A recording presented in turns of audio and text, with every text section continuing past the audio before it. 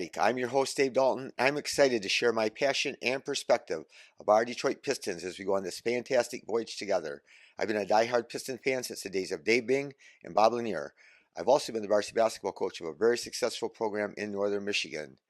I want to thank you for listening. Please subscribe. Our Pistons got thumped tonight, 125 to 111 by the Los Angeles Lakers. They just ran right past us in the first half. They got lots of layups and backdoors and dunks. And Anthony Davis completely intimidated our team. He had 18 points, 12 rebounds, and 5 block shots in the first half. And he made us either miss shots or he blocked them. I think set the tone for the game. By halftime, it was 71 to 48. And Cade, Ivey, Duren, and Sasser were a combined 8 for 35. 8 for 35. They could not make a basket. Ausar made a good percentage on his shot. So Ausar, the bright spots of the game were Ausar and Wiseman. So Ausar was 9 for 13 and had 19 points. Wiseman was 8 for 12, had 9 rebounds. And Monty Williams after the game said that he's not just someone that we're holding on to as a body. We watch him work his tail off every day in practice. So it is going to be interesting to see if we end up signing him. And it's still, like I've talked earlier, what a challenge this is going to be. We got Grimes didn't play, and Stu, I don't think Grimes' knee was injured before the trade deadline, before we even traded for him. But I'm sure the Pistons did their due diligence and gave him his physical and checked the knee out, and I'm sure he'll be back after the All-Star game. I mean, he could play tomorrow night, but I sincerely doubt it. So we're playing the Suns tomorrow on a back-to-back, and it's at 9 o'clock, and they won tonight. They beat the Kings 130 to 125, but this will be Monty Williams' homecoming, so it's going to be interesting to see how the crowd acts when he's introduced and see what people have to say about Monty. So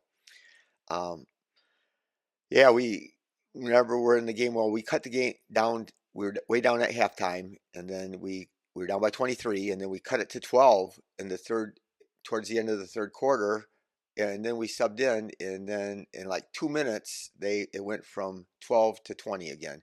But our bench was awesome when they came in the first half. The bench turned the game around, and all the starters were like minus 20 in the first half. So yeah, it was just not a great game, and I think we're probably due to have an off game.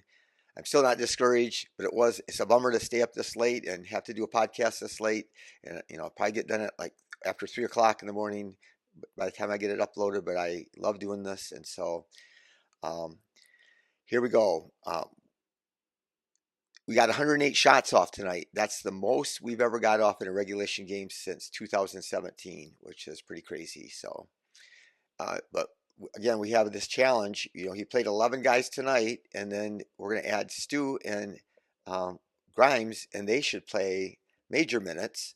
And so some guys aren't going to get to play. So before the game, Monty said that we got too many guys. Some guys aren't going to get to play. And there's guys. Shake Milton, he played really good tonight. But it's impossible. I prefer a 9-man rotation, and we played 11 tonight. And again, Stu and Grimes are going to gobble up a lot of those minutes. And plus, like Cade only played 25 minutes tonight. Duren only played 23 minutes tonight because it was a blowout and he knew we had a game tomorrow. So yeah, so it's going to be really, really interesting to see what happens. But Evan Fournier, that we got from the Knicks, he's a veteran, and he's not as good as Bogey, but he reminds me of Bogey. He's a bucket just like Bogey. He can shoot the three, and he's shot the three great his whole career. He has other moves he can make, and he's not just like Bogey. He's not a good defender. He might even be worse defensively than Bogey, but he played him quite a bit tonight, and I know Fournier's excited. He played like in 3 games this year. I watched him play last year, the year before, and he came in off the bench, they had to start him because there were injuries or something, and he still scored like 30 points in a game, I think. But he said this is a new opportunity for himself and a chance for him to be himself again. And, he's, for his career, like over 10-year career, he's averaged 14 points a game and shot 38% on threes. And so that, he's a good player. In 2021, he averaged 20 points a game and shot 46% from the floor and 39% on threes. So again, it's going to be interesting what he does because again, if Ausar plays and Fontecchio plays and then Grimes plays and Stu, it's just going to be there's just not enough minutes to go around. So, but I did love watching Ausar tonight. We threw him alley oops and he went in for dunks and he just played and just was flying around the court and it was funny. He said they asked him about guarding LeBron and he said that they asked him if anything surprised him or whatever, and he said how fast LeBron was for being so old. And then he said he was strong too. But yeah, he's not afraid, and he likes the challenge. I love he had a bad game. I don't know if it was last game where he was like 5 for 12, and tonight he was really good. So he was 9 for 13. So he played excellent basketball tonight. Excuse me, and but I love watching him play so much that I watch the Rockets play just so I can watch the men play, so I can pretend that I'm watching Ausar play. So figure that one out. But um, Fontecchio, he struggled in the first half and missed, like I said, all of our starters except for Ausar just couldn't make a shot in the first half. But he ended up 3 for 6, and he didn't play as many minutes, but he was 2 for 4 on threes and 0 for 2 on free throws, 4 rebounds, 4 assists, and 8 points. And he didn't, again, he didn't play as many minutes as he played in the first game, but he still looked good. I'm still so excited about having him on our team. But Ausar played 29 minutes, and I think him and Ivey led the team in minutes. But he was 9 for 13, 1 for 2, 2 rebounds, 2 steals, 19 points. So good game for Ausar. Duren, he struggles with size. When he has to play against bigger players, he struggles more. But he ended up 4 for 9, and he only played 23 minutes and had 8 rebounds. So that's not terrible for somebody that plays, 23 minutes to have those stats. But Cade was 2 for his first 13 shots. He was terrible. Trade Cade. No, not really, but Cade played 25 minutes. He ended up 4 for 15. He made his last 2 shots. 0 for 2 on threes, 4 for 4 from the line, 7 rebounds and 7 assists. That is excellent. And I don't know if he had one turnover, maybe. I don't remember, but in only 25 minutes to have 7 rebounds and 7 assists. That's excellent. So hopefully he bounces back. We got to play the Suns, and they got those talented guys, but they don't have the center. So that's one advantage I think we have. We'll do better. So Ivey struggled with that, getting to the rim. He got blocked. He had a 2-on-1 once, and with Duren and Anthony Davis was back on defense, and he kind of stepped back like he was going to guard Duren because I thought he was probably going to lob for Duren, and he made it look like he was. And then when Ivey went in to shoot, he jumped up and blocked his shot. So, but Ivey 29 minutes, 5 for 16. Again, terrible in the first half. 1 for 6 on threes, which he's been on fire lately. 4 for 4 from the line, 2 rebounds, 5 assists, 2 steals, 1 block, 2 turnovers. So 15 points. He had 5 fouls, and I think he only had 1 in the first half. But he was minus 17. Fontecchio was minus 19. Wiseman, 21 minutes, 18 points, 8 for 12, and 2 for 3 from the line, 9 rebounds, and he had a block shot and 2 assists. So great game for Wiseman. Muscala, 5 minutes, 0 for 2, and he was +6 though. So in his 5 minutes, but Fournier played 25 minutes, 4 for 9, 2 for 5 on threes, and 3 for 4. But he is a shooter. You can just tell he's a shooter, and he can. Again, there is a difference between guys that make wide open shots and guys that can make shots that are contested. And he can make them and get them off quick, and he's a great shooter. But he had 4 rebounds, 1 assist, 2 steals, 2 turnovers, and 13 points for his first game as a Piston. Shake Milton, he looked good, but There's no minutes for him if Grimes plays. For guards, he played 17 minutes. He was 4 for 8, 6 rebounds, 3 assists, and 8 points in 17 minutes. And he looked good. So, I don't envy Monty. I criticized him, but this is going to be a challenge for him, and he's got to get it right. And again, the bottom line is playing those young guys. Ausar, Duren, Cade, Ivey, and Sasser and Stu and Grimes. and so and then the other guys just got to kind of fill around. But Sasser struggled. He played ended up. I don't know if he ended up with over 50 minutes, but he was 0 for 9, and then luckily he got in. They subbed him in the last 2 minutes, and he got to play. So he made a shot. So I was real happy for him because he was 0 for 9. So he ended up 1 for 10, and he made a three. So he had 2 rebounds, 5 assists, and that's amazing. He does this sometimes, 5 assists, and he had 1 steal and 2 turnovers.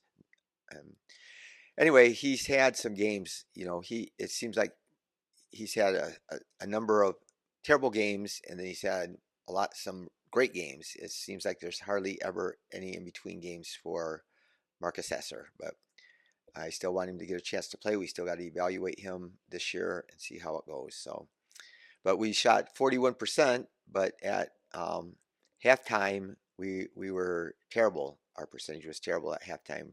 So we were like 35% at halftime, and we ended up 8 for 28 on threes, but at halftime we were 3 for 19. So we could not. In the second quarter, I think we were 0 for 9 on threes. So that just kind of helped seal our doom. So um, they were incredible in the first half. They were like 60% from the floor. Of course, like I said, a lot of them were layups, and 50% on threes and 83% on free throws. So that really, was kind of sealed the deal for them. But Austin Reeves, I don't know if you remember, I don't know if you knew this, but we wanted to draft him. So we talked to his agent. We were going to draft him in the second round, and I guess we talked to his agent, and his agent said he didn't want to be drafted. He wanted to be a free agent, and just so if you're not drafted in the second round, you can sign with anybody. And he wanted to be able to pick what team he signed with. So he got to sign with the Lakers, and now here he is. He's one of their 3 best players. But Rui Hashimura, who we talked about possibly trading for the Pistons, he looked good. He had 15 points.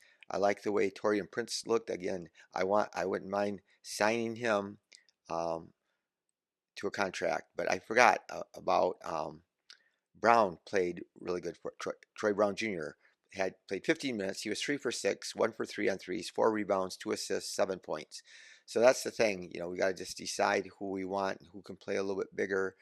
And like I said, Taurean Prince is going to be a free agent, and I think that we can get him. I mean, the Lakers, I don't think they could outbid us for him, and they would have to give him a small amount. So I think that we have a shot at him. So anyway, it was frustrating. Hopefully we bounce back, and then we're going to have a big break for the All-Star game break, and we're at the Ivey and Duren in the Rising Stars game. But anyway, I just wanted to talk about this. So if you want to this is about the NBA in general. So there's all this controversy there's been about the 65 game limit. So you have to play now 65 games to get MVP, Defensive Player of the Year, to make All NBA.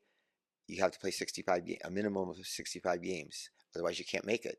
And now these guys, especially All NBA, a lot like max contracts, you get boosted way up. You make millions and millions of dollars more if you make All NBA. And now these guys, you know, even somebody like Therese Halliburton, I guess he was playing like limited minutes because he just wants to play. You have to play at least like 20 minutes in games.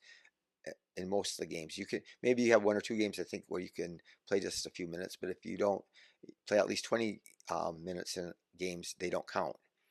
So anyway, just so now we have so much better diet. There's so much more science behind the nutrition, the stretching. If you go to an NBA game, you see there's all these trainers out there, these physical therapists and things, and they got these bands and they're stretching all these guys. They have all this technology and all the science to make players stay healthier, but that's not what's happening.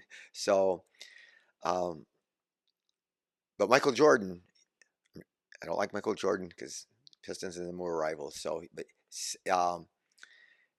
12 of his 15 seasons in the NBA, he played at least 78 games. 12 of 15 seasons. 9 times he played in all 82 games. And that dude, as much as I didn't like him, he played his butt off, and he was high flyer and injured. You would think he would get injured as high as he jumped and got knocked to the ground, like by our Pistons. The Jordan rules we had.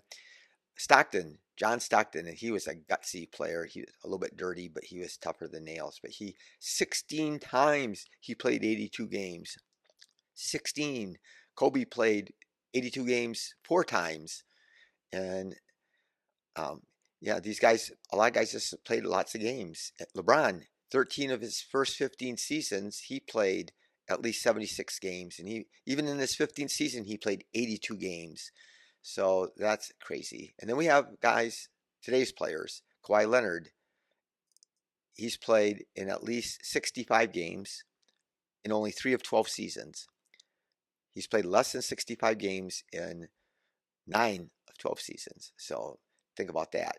Durant used to play lots of games, but as he's gotten older, he's at least 35 now. But um, since he's played less than 65 games in 10 out of 50. He played at least 65 games in 10 of 12 seasons, but since 2019, he's played 55 games or less. So he's played quite a few this season. Kyrie Irving, 65 games, 4 out of 12 seasons. And these guys are making gazillions of dollars. It would be so frustrating. Anthony Davis has played less than 60 games, and he's only played 60 games once in the last 5 seasons. So anyway, it just is interesting to look at those guys that played so many games, and all these guys that are making all this money that are playing so few games, and I'm sure they're not just faking it and most of the time. But I don't know, how did John Stockton play, and he 82 games 16 times, and Michael Jordan 9 times, and Karl Malone 10 times. Gary Payton played 9 times. He played 82 games. Rodman and Pippen played 82 games 5 times. And those guys played so hard. And Rodman, he was just flying all over the court. And Payton was one of the toughest defenders in the world. And, it just amazes me how their bodies didn't break down. What is the difference? So anyway, I don't know if you found that interesting, but I know I have a short podcast tonight. But thank you for listening. Hopefully we have a better luck against Phoenix tomorrow, but please subscribe and like. Be the reason that somebody feels listened and heard. And go Pistons, beat the Suns.